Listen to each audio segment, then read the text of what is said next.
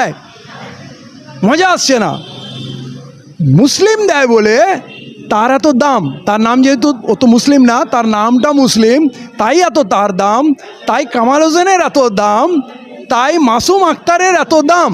কোনো মুসলমান যদি মাদ্রাসার বিরুদ্ধে বলে, কোরআনের বিরুদ্ধে বলে, ইসলামের বিরুদ্ধে বলে, তাকে এরা পারলে অস্কার, ভারতরত্ন সব দিয়ে দেবে। তাহলে সরকার কি করছে? সরকার কি তাহলে ওই ছাত্রদের পিছনে পড়ে গেছিল, আর কখন আতঙ্কবাদীরা দেশে ঢুকে গেলো সরকার জানতে পারলো না? এবং আগেই যে এই তথ্যটা প্রেস কনফারেন্স করে দিয়ে দেওয়া হলো যে মুখ্যমন্ত্রী খুনের চক্রান্ত হয়েছে বা চেষ্টা করছে, খুন করার জন্য এসছে, এইটা কি করে রিভিল হলো? এই স্টেটমেন্টটা পাবলিক করে দিলে কি হবে? পাবলিকও আতঙ্কিত হয়ে যাচ্ছে যে তাহলে মুখ্যমন্ত্রী যদি সুরক্ষিত না হয় এই রাজ্যে বা এই দেশে, তাহলে আমরা সুরক্ষিত কতটুকু? তো আমার মনে হয় এইটার প্রপার ইনভেস্টিগেশন হওয়া উচিত। একদম পাকিস্তানের সন্ত্রাসবাদী বর্ডার টপকে এখানে চলে এলো, এত কিছু করে ফেললো, আমার দেশের ইন্টেলিজেন্স কী করছিল? এবং যেমন এই শুভেন্দু অধিকারীর 4টে অপ্তসহায়ক খুন হয়ে গেছে, তার এখনও কিনারা হয়নি। এবারে আমার মুখ্যমন্ত্রীও যদি খুন হয়ে যায়, তাও কি আমরা কিনারা করতে পারবো না? তাকে কি আমরা বাঁচাতে পারবো না? আমরা কিন্তু মুখ্যমন্ত্রীর জন্য খুব শঙ্কিত, মানে শুভেন্দু অধিকারীর জন্য শঙ্কিত নয়, কিন্তু আমি মুখ্যমন্ত্রীর জন্যে শঙ্কিত। আমার রাজ্যের মুখ্যমন্ত্রী যদি সুরক্ষিত না থাকে, তাহলে আমাদের কি হবে? না, এইটা আমি বলবো না। যে কেউ যদি মুখ্যমন্ত্রীকে হত্যা করতে চায়, হ্যাঁ, তাহলে সেইটা চিন্তার বিষয়, চর্চা তো হবেই। কিন্তু দেখা গেছে যখন যখন সন্ত্রাসবাদের নামে মুসলমানদের ধরা হয়, 5 বছর, 10 বছর, 12 বছর, এমনকি 18 বছর পরও দেখেছি সব বেকসুর খালাস হয়ে যায়, মানে সবগুলো ভুয়ো তথ্য দিয়ে ভরা। যেমন 2 জন সন্ত্রাসবাদী এখন উল্লেখযোগ্য জেলে রয়েছে, একটা উমর খালিদ, একটা শারজিল ইমাম। তো এই লোকটাও হয়তো উমর খালিদ বা শারজিল ইমামের মতোই হয়তো সন্ত্রাসবাদী হবে, হয়তো দেখা যাবে একটা সময়ের পর এ বেকসুর খালাস হবে। তাই বিচার কমপ্লিট না হওয়া পর্যন্ত কাউকে সন্ত্রাসবাদী বলে দেওয়াটা আমার মনে হয় ঠিক হবে না। তথ্য প্রমাণ সহ সেটা উপস্থাপনা করা হোক, কিন্তু এই ঘটনাটা পাবলিসিটি দিলে মানুষ আতঙ্কিত হচ্ছে।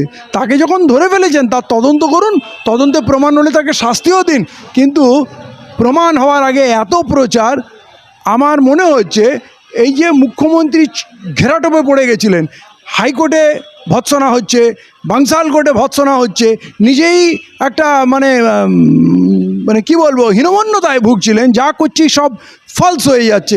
শুক্রবারিয়া বললাম, লোক খেলো না, দিল্লি আন্দোলনের বিরুদ্ধে করতে বলছি, লোক বিরুদ্ধে চলে যাচ্ছে। যতগুলো কাজ করেছে এখন পর্যন্ত পশ্চিমবাংলার সবই জনবিরোধী।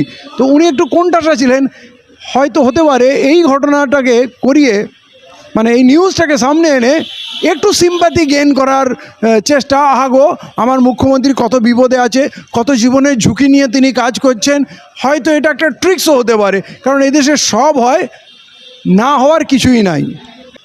তো কথা হলো, তো আমাদের দেশে যা হয় সব পাকিস্তানের ইশারায় হয়, আমরা তদন্ত কেন করি না? পুলওয়ামায় পাকিস্তানি ইশারায় আমাদের 40 জন জওয়ান শহীদ হলেন, কিন্তু আজও পর্যন্ত তার তদন্তই হলো না। পহেলগাঁও হামলায় আমাদের অনেকগুলি ভারতীয় হত্যা হলো, সন্ত্রাসবাদীরা পাকিস্তান থেকে আসলো, মারলো, চলে আসলো, এবং তাদের কাজের সুবিধার জন্য সেখানে সিকিউরিটি তুলে নেওয়া হলো। কি অদ্ভুত ম্যাচিং ব্যাপার!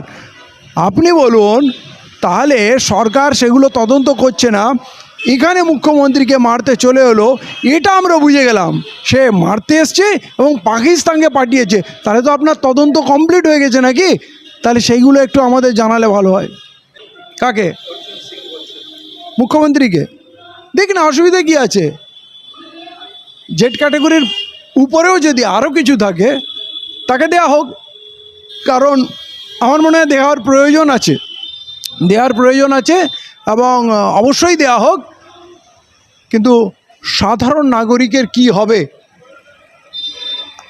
এই যে অবস্থা হয়েছে, সন্ত্রাসবাদী ঢুকে যাচ্ছি জানতে পারছি না, সমস্ত মন্দিরের টাকা চুরি হয়ে যাচ্ছে আমরা জানতে পারছি না, ব্যাংকের টাকাগুলো গায়েব হয়ে যাচ্ছে, রিজার্ভ ব্যাংকের সোনা গায়েব হয়ে যাচ্ছে, এই যে মুন্দ্রা পোর্ট দিয়ে হাজার হাজার টন ড্রাগস চলে আসছে দেশের মধ্যে, পাড়ায় পাড়ায় অলিতে গলিতে ড্রাগস বিক্রি হচ্ছে রীতিমতো, সিসিটিভি ক্যামেরা কোথায় নেই, কিছুই ধরতে পারছি না।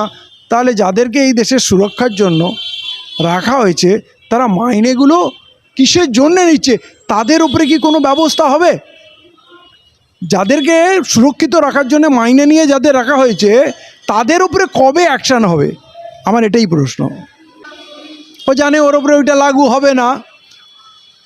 এই বিজেপি যখন পড়বে তো অবশ্যই, তখন এরা আবার লাফিয়ে একটা নতুন দলে যাবে। কারণ এরা যদি বিরোধী আসনে থাকে তাহলে এই আইনগুলো এদের উপরে লাগু হবে। এই জন্য এদের কৌশল হচ্ছে এরা সবসময় শাসক দলে থাকে এবং এরা গন্ধ পেয়ে যায় কোন দল আসবে আর কোন দল যাবে। এটা এসআইআরের থেকেও জঘন্য একটা কিছু হতে যাচ্ছে। জোর জবরদস্তি এরা মুসলমানদেরকে বেনাগরিক করে দেবে, অনুপ্রবেশকারী বানাবে, রোহিঙ্গা বানাবে। এইটা হচ্ছে এদের পরিকল্পনা। অবশ্যই জানাবো। খালি কোরআন পড়া হচ্ছে, এটা তো আমাদের কাছে সবথেকে মূল্যবান পবিত্র কিতাব, কিন্তু মানবাধিকার লঙ্ঘন হচ্ছে। সেখানে আর্মি নেমেছে, সেখানে ফোর্স নেমেছে, কিন্তু তা সত্ত্বেও মসজিদ পুড়ছে। আমার প্রশ্ন হলো তাহলে কি পুড়তে দেওয়া হচ্ছে? কেন ফোর্স সেগুলোকে রক্ষা করতে পারছে না? এবং মানুষের ঘর পুড়ছে, যেখানে যত্রতত্র ধরে মারধর হচ্ছে। এইটা প্রতিবাদ জানাচ্ছি এবং আমি চিন্তিত এর প্রতিক্রিয়া। এই ছোঁয়াচে রোগটা ভারতে যেন না ঢুকে পড়ে, কারণ বিজেপি সরকার যেই পরিমাণ কোণঠাসা হয়ে আছে, কোনোভাবেই আন্দোলনকে থামাতে পারছে না। ওদের শেষ হাতিয়ার দাঙ্গা হয়তো এখানেও সেই পথে এরা হাঁটবে, যার হাত ধরেই হোক। এটা সুদক্ষ রাজনীতিবিদের লক্ষণ, সময়ের সঙ্গে নিজেকে পাল্টে ফেলা। হ্যাঁ, নওশাদ সিদ্দিকী যে ধুরন্ধর রাজনীতিবিদ হয়ে গেছে, সে প্রয়োজন অনুসারে তার রাজনীতির স্বার্থে সে কার সঙ্গে শত্রু কার সঙ্গে বন্ধু করবে সেইটা সে ডিসিশন নিতে পারে। সে আমাদের মতো গোদা অঙ্কের হিসাব করছে না। আমরা সাধারণভাবে যেগুলো ভাবি, যেভাবে অঙ্ক কষি, যেইভাবে সিদ্ধান্ত নিই, আমাদের লেভেল থেকে নওশাদ সিদ্দিকী পলিটিশিয়ান হিসাবে অনেক উপরে চলে গেছে। এটাই বলতে হবে। মরণপণ জীবনপণ লড়াই ছিল তৃণমূলের বিরুদ্ধে, সেই তৃণমূলের সঙ্গে অ্যাডজাস্ট হয়ে যাওয়া এটা বড় রাজনৈতিক নেতৃত্বের একটা লক্ষণ। যখন তিনি রীতিমতো লড়ছিলেন সেই সময় নবান্নে একান্ত মিটিংও করেছেন। এই ফ্লেক্সিবিলিটি এবং এই ডাইনামিক ক্যারেক্টার আমার মনে হয় রাজনীতির উন্নতি দিকে আরও উন্নত স্তরে চলে যাওয়ার জন্য খুব প্রয়োজন। সেটা তার স্বাধীনতা, সে যেতেই পারে, কিন্তু গুন্ডাদমন আইনে তাদের যে ফাঁসানো হয়েছিল তার মুক্তির মূল কারণ সিজেপির ককরোচ জনতা পার্টির চাপে, কিন্তু হুমকিতে তাদেরকে ছাড়া হয়েছে। এবং দ্বিতীয়ত কি, রাষ্ট্রপতির সই বা গভর্নরের সই করে ওই বিল এখনও কিন্তু ক্লিয়ার হয়নি যে লাগু করবে। এটা জোর জবরদস্তি করে লাগু করছিল। হয়তো এই বিল পাস হয়ে যাওয়ার পর আগামী দিনে আরও অনেক লোকের উপরে লাগু হবে। হ্যাঁ, অতএব নওশাদ সিদ্দিকী সেখানে গেছে, দাঁড়িয়েছে, প্রতিবাদ করেছে।